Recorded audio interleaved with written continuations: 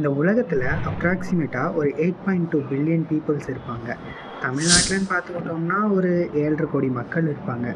But எல்லாருமே ஒரே நிறத்தில் இருக்கிறதில்ல. சில பேர் கருப்பாக இருப்பாங்க, சில பேர் வெள்ளையாக இருப்பாங்க, சில பேர் மாநிறமாக இருப்பாங்க. இந்த டிஃப்ரெண்ட் கைண்ட்ஸ் ஆஃப் பீப்புளுக்கு டிஃப்ரெண்ட் கைண்ட்ஸ் ஆஃப் கலர்ஸை தரக்கூடியது என்ன?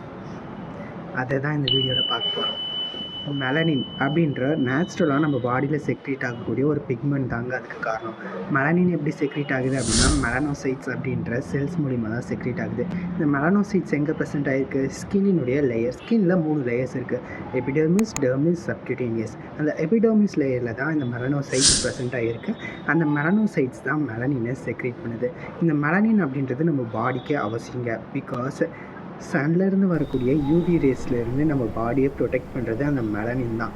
யூவி ரேஸ் அப்படின்றது நம்ம ஸ்கின்னில் இருக்கக்கூடிய டிஎன்ஏவை டேமேஜ் பண்ணி கேன்சரை கூட க்ரியேட் பண்ணுறதுக்கான சான்சஸ் இருக்குது. ஸோ அதை ப்ரொடெக்ட் பண்ணுறதுக்காக மெலனின் அவசியமாக தேவைங்க. ரொம்ப டார்க்காக இருக்கக்கூடிய, அதாவது கருப்பாக இருக்கக்கூடிய பீப்புளில் மெலனின் ரொம்ப அதிகமாகவே இருக்கும். யூவிலேருந்து அவங்களை ரொம்ப நல்லாவே ப்ரொடெக்ட் பண்ணும்.